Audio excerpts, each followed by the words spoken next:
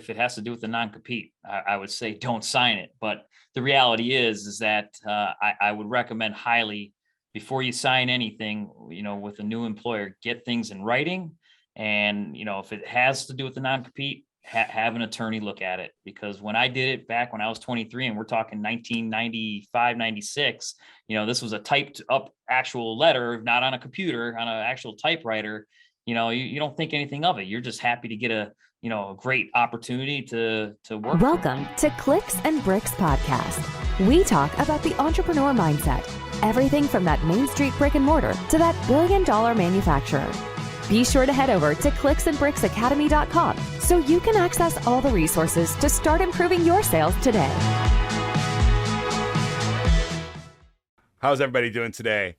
We are back with Clicks and Bricks. Today I have Chuck with Specialty Fitness Equipment. He's an entrepreneur that had to go through the trials and tribulations of having a non-compete and navigating starting a business when he had a non-compete in place. How you doing today, Chuck?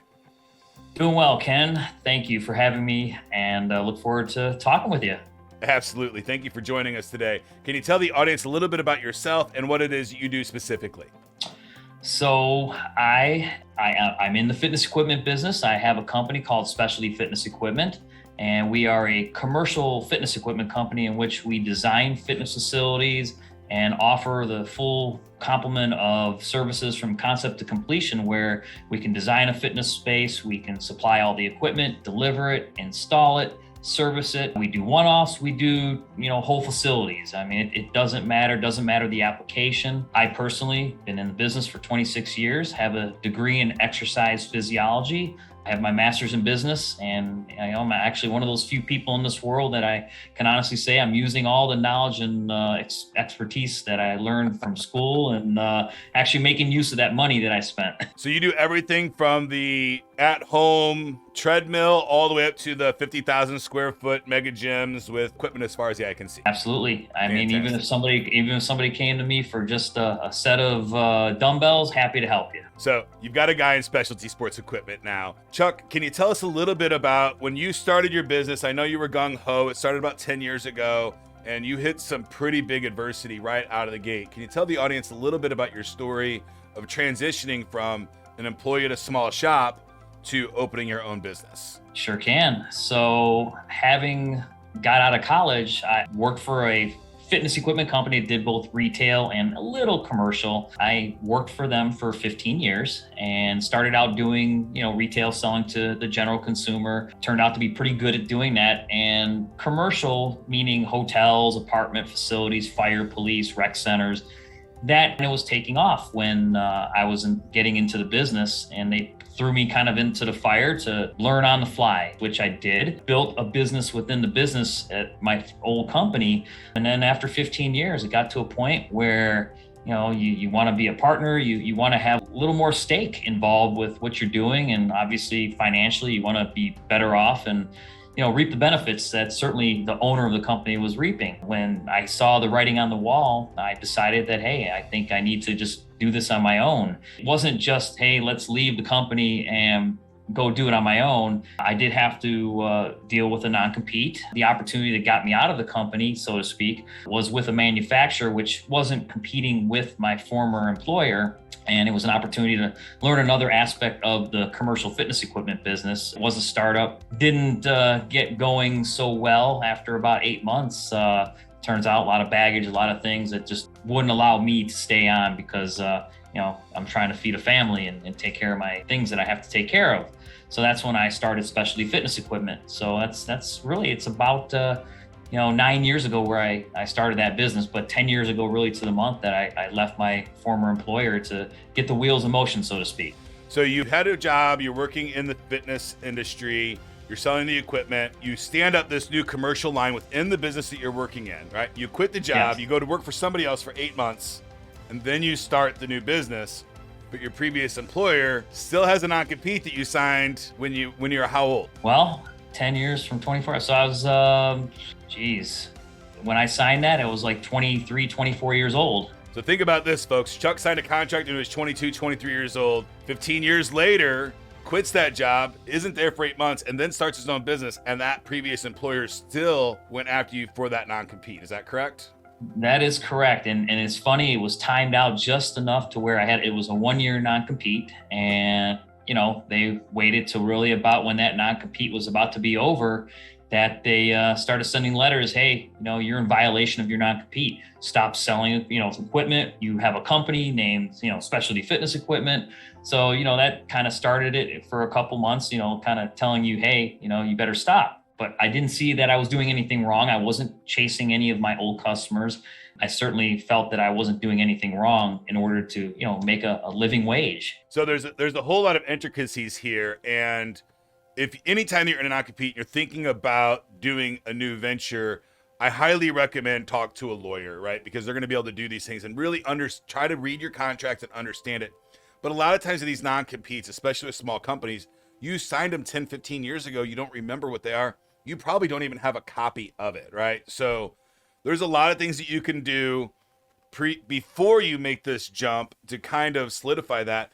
But I can imagine signing a piece of paper when I was 23 years old, and then now I'm, almost 40, and I'm starting a business. I don't think that's going to come back and get me, but it did for you, and that was a pretty big setback. Can you talk to the audience a little bit about what you had to go through to get that part of the history away from you so that you can continue to move forward? Because that's, anytime you're in court in business, your business is suffering. So you want to stay away from court as much as possible, because it takes a tremendous amount of time to go through these legal fights. Yes, well said. It was, when it started getting to the point where I had to hire an attorney and to, deal with this. Yes, the business that I was trying to get off the ground, that wasn't going anywhere. It was, fight this battle, to get through it. And it was a process. It was a very tough process, mentally, physically, not just for me, but for my wife. My kids were young, so they weren't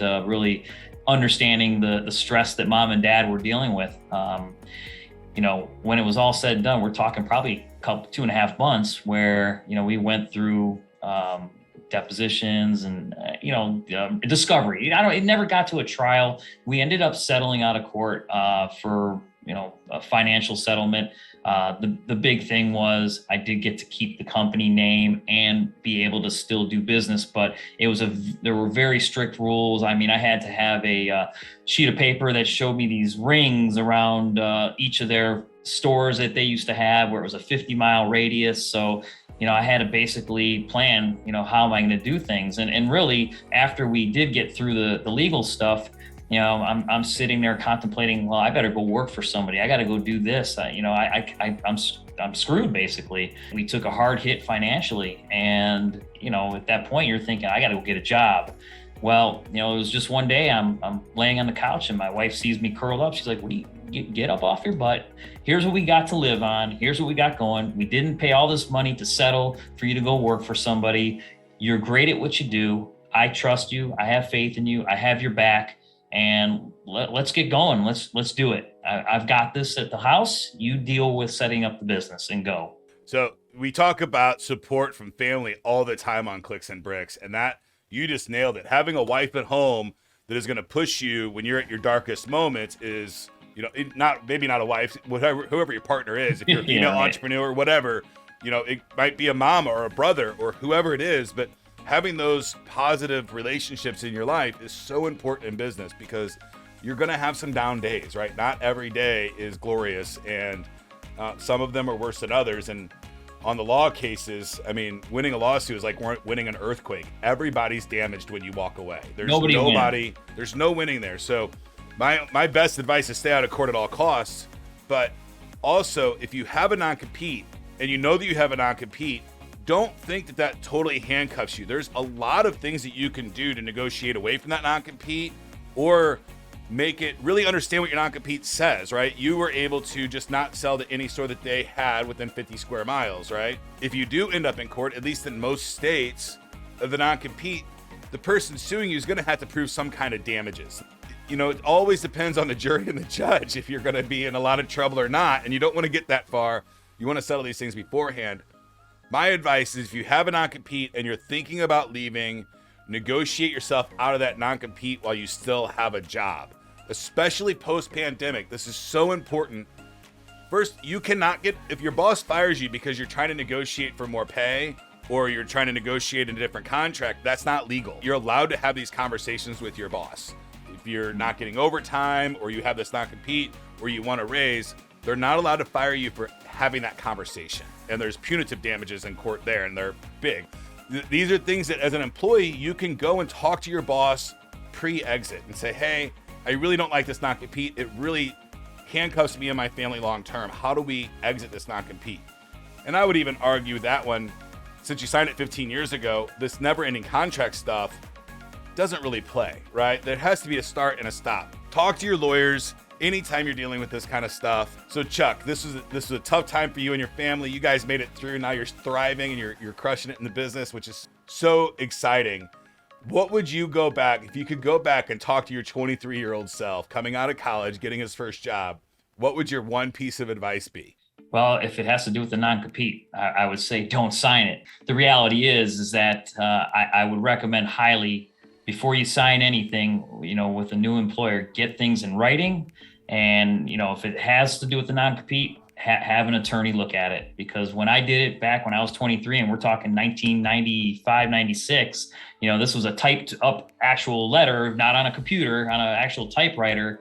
You don't think anything of it. You're just happy to get a great opportunity to work for a company. So that would be my advice.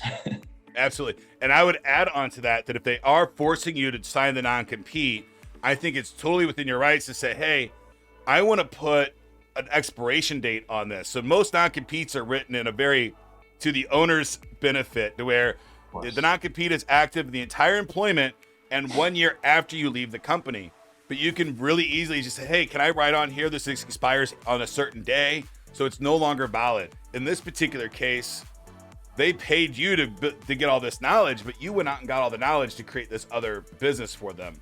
They paid for it, but you started 8 months later. It's a tough call. I mean, it's really tough. I've done it. I've broken non-competes. I've paid the pittance, and I've also gotten away scot-free for it. So you always have to make your own decisions, folks. Talk to your lawyer.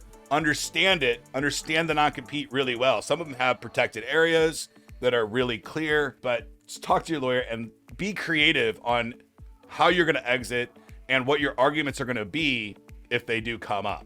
If you're in the specialty fitness equipment, and we talk to busy entrepreneurs all the time, and people are watching our show are either entrepreneurs or they're trying to make that transition into entrepreneurship. We talk about fitness being an extremely important piece of being an entrepreneur, because if your body's not taken care of, you're not taking care of your staff, you're not taking care of your customers, and in long term, it's all gonna crumble away. What piece of equipment, if you could only get one piece of equipment in a very busy life, what equipment would you suggest a very busy professional to get?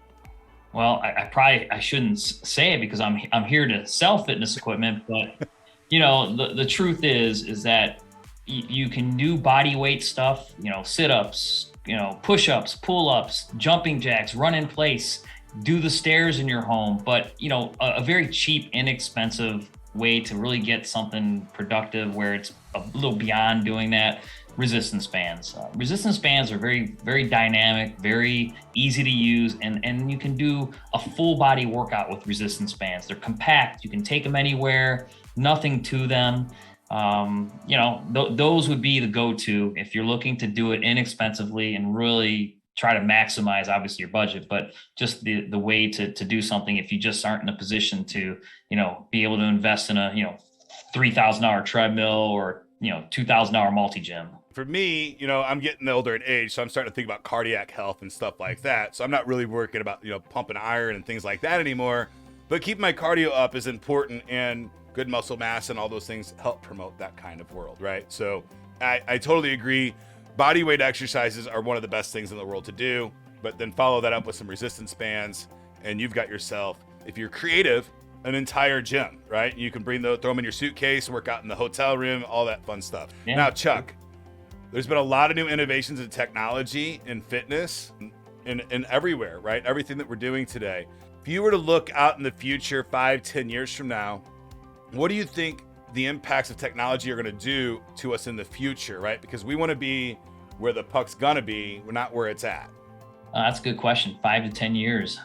Technology has really exploded, especially since the pandemic, where you have a lot of connected fitness, virtual fitness like the Peloton and the mirrors and, instruction where you can just do it in the comforts of your own home.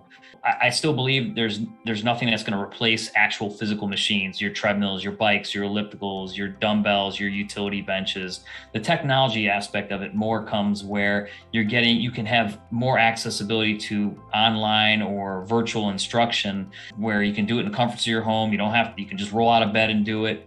Equipment these days, they are certainly, you can get them, fully immersed with technology and touch screens and all these fun virtual things that you can do. But they also, again, with our business in taking a very consultative approach at what we do, our job is to educate our clients, whether it's a consumer or a commercial client. You want to be careful when you get too much technology on a piece of equipment. Let's say, for instance, a treadmill that has touch screens and all the apps and this and that. Eventually, just like your iPhone, it becomes antiquated and you're forced to upgrade your technology. Well, with those equipment pieces, you have to upgrade the whole thing, versus if you got a treadmill with just the best of the basics, you could have that thing for 15 years and not have to worry about the actual technology on the piece of equipment, whereas you just bring your own technology on a tablet or computer. Absolutely. I love bringing my own tech. I have a treadmill. I don't do a lot. I do a mile a day, nothing crazy. But I like that I can just bring, I put my headphones on, I bring my phone to it and I set it up. It's got a nice little case for my phone. Set my phone up there and it's like I've got my own little connected world and I don't have to even learn their technology. I know my phone, so I know what I can put on there, right? So I actually like the mechanical equipment in a lot of ways because it does those things. I really like the wearable stuff that we can do now to track. I don't know how accurate all of it is, and the more expensive stuff is better. I try not to go off the watches too much. I've got a Scoche, which is a pretty accurate device. But, it helps you with tracking your heart rate, making sure it stays up in the right spots at the right amount of time. I think we're going to see all kinds of new creative stuff in the next 10 years for technology and fitness. Smart mirrors at the houses now. The fact that you can literally be trained by some of the best coaches on the planet in the comfort of your own home is a pretty crazy experience that we're having right now. And I think in that world, you have a whole lot of fly-by-night life coaches and personal coaches. So kind of, tread lightly when you're hiring these folks because there's a lot of scammers, but there's also a lot of guys out there that really know their stuff and can really help you get to the next level. This is true. Chuck, if somebody wanted to do business with you, how would they get in contact with you? Well, the best way to get in touch with me is we do have our website, specialtyfitnessequipment.com. And just go under contact us. You can either do it through the website or certainly email me directly. I'm very responsive. I pride myself on communication and being responsive in a very timely manner, because while you're thinking about it, and in today's world, everybody is hey, I need the answers now type world. And I certainly do my very best to make sure that we communicate and get back with what you're looking for or how we can be of assistance. Fantastic. And is that just Chuck at specialtyfitnessequipment.com? Chuck Herman at specialtyfitnessequipment.com. Chuck Herman, that's Herman. Thank you so much for your time today, Chuck. I had a blast. I hope we get to talk to you soon. Ken, thank you. I appreciate the time. That's it for the show today, folks. Again, my name is Ken. This is Clicks and Bricks. If you'd like to join my text line community, the number is 314-370-2871. You can send me any question about business or technology, and I will send you an absolutely no charge, unbiased opinion. Thanks a lot, and get to work.